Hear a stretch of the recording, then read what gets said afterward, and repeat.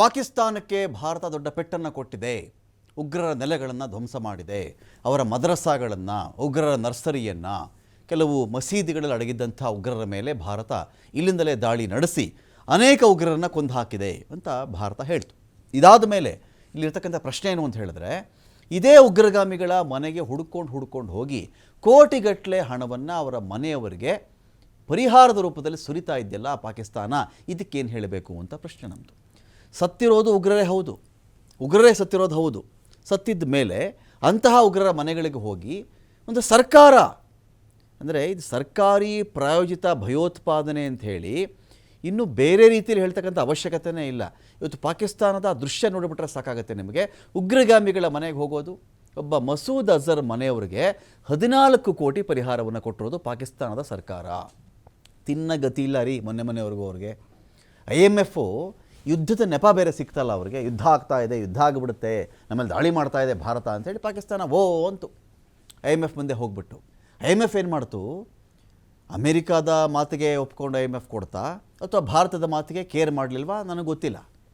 19,000 ಕೋಟಿ ರೂಪಾಯಿಗಳನ್ನು ಪಾಕಿಸ್ತಾನಕ್ಕೆ ಕೊಡ್ತು. ಇದರಲ್ಲಿ ಹಬ್ಬ ಅಂದರೆ ಪಾಕಿಸ್ತಾನ ಬರೀ ಉಗ್ರರಿಗೆ ಅಂಥೇಳಿ 100 ಕೋಟಿ ಖರ್ಚು ಮಾಡಿದ್ರು ಸಾಕು. ಇದು ಉಗ್ರಗಾಮಿಗಳ ವಲಯದಲ್ಲಿ ಮತ್ತು ಪಾಕಿಸ್ತಾನದ ಮಟ್ಟಿಗೆ ಹಾಗೂ ವಿಶ್ವಕ್ಕೆ, ಎಲ್ಲಕ್ಕಿಂತ ಹೆಚ್ಚಾಗಿ ಭಾರತಕ್ಕೆ ಕೊಡ್ತಕ್ಕಂಥ ಸಂದೇಶ ಇದೆಯಲ್ಲ, ತುಂಬ ಅಪಾಯಕಾರಿ ಸಂದೇಶ. ಏನೀಗ ಅಂತ, ಏನೀಗ? ಹೌದು, ನಾನೇ ಉಗ್ರರನ್ನ ಸಾಕ್ತಾ ಇದ್ದೀನಿ. ಮಸೂದ್ ಅಜರ್ ಮನೆಗೆ ಹೋಗಿ ನಾನೇ, ಕಂದಹಾರ್ ಮುಖ್ಯ ವ್ಯಕ್ತಿಯವನು ಮಸೂದ್ ಅಜರ್ರು. ಮುಂಬೈದಾದ್ರು ತಗೊಳ್ಳಿ, ಪುಲ್ವಾಮಾದ್ರು ತಗೊಳ್ಳಿ, ಯಾವುದಾದ್ರು ತಗೊಳ್ಳಿ, ಟೆರರಿಸ್ಟ್ ಆ್ಯಕ್ಟಿವಿಟಿಗಳಲ್ಲಿ ಅವನ ಪಾತ್ರ ಇಲ್ಲದೆ ಏನೂ ನಡೆದೇ ಇಲ್ಲ ಇಲ್ಲಿ. ಅಂಥ ಮಸೂದ್ ಅಜರ್ ಮನೆಯವರಿಗೆ 14 ಕೋಟಿ ಕೊಟ್ಟಾಗ ಉಗ್ರಗಾಮಿಗಳ ಮನೋಸ್ಥೈರ್ಯ ಎಷ್ಟು ಹೆಚ್ಚಾಗಬೇಡ ಹೇಳಿ. 14 ಕೋಟಿ ರೀ, ಒಂದೇ ಫ್ಯಾಮಿಲಿಗೆ 14 ಕೋಟಿ ಹೋಗಿದೆ. 14 ಕೋಟಿ ರೂಪಾಯಿ ಬೀಳುತ್ತಲ್ಲಿ.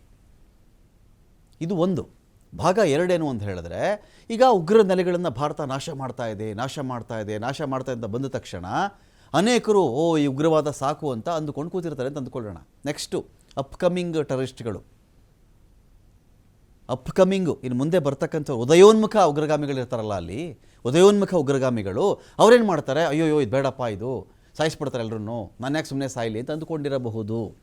ಅಂಥವರ ಮುಂದೆ ಹೋಗ್ಬಿಟ್ಟು ಪಾಕಿಸ್ತಾನ ಮಾಡ್ತಿರೋದೇನು ಅಂದರೆ, ಸತ್ತೋದ್ರ 1 ಕೋಟಿ ಕೊಡ್ತೀನಿ ಅವ್ರಿಗೆ, ಸತ್ತೋದ್ರ 14 ಕೋಟಿ ಕೊಡ್ತೀನಿ ನಾನು ಅಂತ ಹೇಳಿದ ತಕ್ಷಣ ಅವರಿಗೆ ಒಂದು ಮೋಟಿವೇಶನ್ ಆಗಲ್ವೇ, ಇದು ಒಂದು ಇನ್ಸ್ಪೈರ್ ಆಗಲ್ವಾ, ಅವರಿಂದ ಇನ್ಸ್ಪಿರೇಷನ್ ಸಿಗಲ್ವಾ ಅಂತ. ಅಯ್ಯೋ ನಾನು ಅಕಸ್ಮಾತ್ ಹೋಗಿ ಸತ್ತರೆ ನನ್ನ ಮನೆಯವ್ರಿಗೆ 1 ಕೋಟಿ ಕೊಡ್ತಾರಲ್ರಿ, ನಾನು ಜೀವಮಾನ ಪೂರ್ತಿ ಇದ್ದರೂ ನಾನು ಸಂಪಾದನೆ ಮಾಡ್ತೀನಿ ನನಗೆ ಗೊತ್ತಿಲ್ಲ.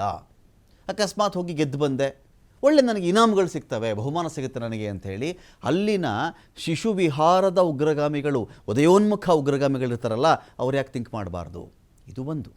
ವಿಶ್ವ ಮಟ್ಟದಲ್ಲಿ ನಾನಿರೋದೇ ಪಾಕಿಸ್ತಾನ ಜೊತೆಗೆ ಅಂಥೇಳಿ IMF ಸಾರ್ದಂಗೆ ಆಗಲಿಲ್ವಾ? ಇದು ಅಮೇರಿಕಾ ಸಹಕಾರ IMFಗೆ ಇರಲಿಲ್ವಾ? ಅಮೇರಿಕಾ ಹೇಳಿದೇನೆ IMF ಇಲ್ಲಿ ಬಂದು 19,000 ಕೋಟಿ ಹಣವನ್ನು ಅವರಿಗೆ ಕೊಟ್ಟು ಬಿಡುತ್ತಾ? ಇದು ಒಂದು. ಜಾಗತಿಕವಾಗಿ ನಾವು ಗಮನಿಸಿಕೊಂಡ್ರೂ ಕೂಡ ಟೆರರಿಸ್ಟ್ ಮನೆಗಳಿಗೆ ಹೋಗಿ ಒಂದು ಪಾಕಿಸ್ತಾನದಂಥ ಒಂದು ದೇಶ, ಅಲ್ಲಿನ ಸರ್ಕಾರ, ಅಲ್ಲಿನ ರಾಜಕಾರಣಿಗಳು, ಅಲ್ಲಿನ ಸೇನಾ ಮುಖ್ಯಸ್ಥರುಗಳು ಈ ಥರ ಹೋಗಿ ಪರಿಹಾರ ಕೊಟ್ಟು ಬಂದರೆ ಭಾರತವನ್ನು ಅಣಕಿಸಿದಂತೆ ಆಗಲ್ವಾ ಇದು? ಭಾರತ ಹಾಗಾದರೆ ವಿಶ್ವಕ್ಕೆ ಏನು ಮೆಸೇಜ್ ಕೊಟ್ಟಂತಾಯಿತು? ಇದು ಒಂದು ಆಯಾಮ. ಇಲ್ಲ ಅವ್ರು ಇನ್ನೇನು ಮಾಡೋಕ್ತಾನೆ ಸಾಧ್ಯ? ಅವರಿಗೆ ಜೀವ ಇರೋದೇ ಉಗ್ರಗಾಮಿಗಳಲ್ಲಿ. ಉಗ್ರಗಾಮಿಗಳು ಹೋದರು ಅಂದರೆ ಪಾಕಿಸ್ತಾನದಲ್ಲಿ ಇನ್ನೇನು ಉಳ್ಕೊಳ್ಳಲ್ಲ. 12 ಬಿಲಿಯನ್ 14 ಬಿಲಿಯನ್ ಹಣ ಇರಬಹುದಾ ಅವ್ರ ಬಳಿಯಲ್ಲಿ? 18 ಬಿಲಿಯನ್ ಹಣ ಇರಬಹುದಾ?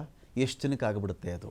ಒಂದು ದಿನದ ಯುದ್ಧದ ಖರ್ಚು, ಭಾರತ ಯುದ್ಧ ಅಂತ ಕರೆದಿಲ್ಲ ಇದನ್ನು, ಪಾಕಿಸ್ತಾನ ಕರ್ಕೊಳ್ಳಿಬೇಕಾದ್ರೆ ಒಂದು ದಿನದ ಯುದ್ಧದ ಖರ್ಚೇ 1.5 2 ಬಿಲಿಯನ್ ಬಂದುಬಿಡುತ್ತೆ ನಿಮಗೆ.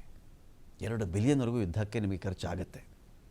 ಹೀಗಿದ್ದಾಗ ಅಲ್ಲಿನ ದೇಶಕ್ಕೆ, ಜನಗಳಿಗೆ ಅದು ಇದು ಮೂಲಭೂತ ಸೌಕರ್ಯ ಅದು ಇದು ಅಂತ ಬಂದಾಗ 2.5-3 ಬಿಲಿಯನ್ ಖರ್ಚು ಅದಕ್ಕೆ ಮಾಡಬೇಕಾಗತ್ತೆ, ಸಂಬಳ ಅದು ಇದು ಅಂಥೇಳಿ. ದುಡ್ಡೆಲ್ಲಿದೆ ಅವ್ರ ಬಳಿಯಲ್ಲಿ? ತಡ್ಕೊಳ್ಳಬಲ್ರಾ? ಒಂದು ತಿಂಗಳು ಯುದ್ಧ ಆಗಿಬಿಟ್ರೆ ಪಾಕಿಸ್ತಾನ ತಡ್ಕೊಳ್ಳುತ್ತಾ? ನಮ್ಮ ತಮಿಳುನಾಡಿನ GDPಗಿಂತ ಕಡಿಮೆ ರೀ ಅವ್ರದ್ದು. ತಮಿಳುನಾಡಿನ GSDPಗಿಂತ ಪಾಕಿಸ್ತಾನದ GDP ಕಡಿಮೆ ಇದೆ. ಅಲ್ಲಿಗೆ ಅರ್ಥ ಮಾಡ್ಕೊಂಬಿಡಿ, ಭಾರತದ ಒಂದು ರಾಜ್ಯಕ್ಕೂ ಸರಿಸಮವಲ್ಲದಂಥ ಒಂದು ಗತಿಗೆಟ್ಟ ದೇಶ ಇಡೀ ವಿಶ್ವದ ಮುಂದೆ ಉಗ್ರಗಾಮಿಗಳ ಮನೆಗೆ ನಾನು ಪರಿಹಾರದ ಹಣವನ್ನು ಕೊಡ್ತಾ ಇದ್ದೀನಿ, ಇದಕ್ಕಿಂತ ಮುಂಚೆ ನನಗೆ IMF ಹಣ ಬಂತು ಅಂತ ಅದು ಹೇಳ್ಕೊಳ್ತಲ್ಲ, ಇದರ ಅರ್ಥ ಏನು, ಇದರ ತರ್ಕ ಏನು, ಎಲ್ಲಿ ಹೋಗಿ ನಿಲ್ಲುತ್ತೆ ಇದು ಅಂಥೇಳಿ ಎಲ್ಲ ವಿಚಾರಗಳಿಗೆ ಸಂಬಂಧಪಟ್ಟಂತೆ ಇವತ್ತಿನ ಡಿಬೇಟ್ ಇರುತ್ತೆ. ಇದರಲ್ಲಿ ಪಾಲ್ಗೊಳ್ಳೋದಕ್ಕೆ ನಮ್ಮೊಂದಿಗೆ ಕೃಷ್ಣರಾಜು ಅವರಿದ್ದಾರೆ, ಆರ್ಥಿಕ ತಜ್ಞರು. ನಾನು ಮೊದಲಿಗೆ ಅವ್ರನ್ನೇ ಮಾತನಾಡಿಸ್ಬಿಡ್ತೀನಿ. ಅನಂತರದಲ್ಲಿ ನಾನು ಭಾರತ ಕೊಟ್ಟಂಥ ಸಂದೇಶ, ಭಾರತ ತೆಗೆದುಕೊಂಡಂಥ ಸಂದೇಶ, ವಿಶ್ವ ಭಾರತಕ್ಕೆ ಕೊಟ್ಟಂಥ ಸಂದೇಶ, ಭಾರತ ವಿಶ್ವಕ್ಕೆ ಕೊಟ್ಟಂಥ ಸಂದೇಶ, ಎಲ್ಲದರ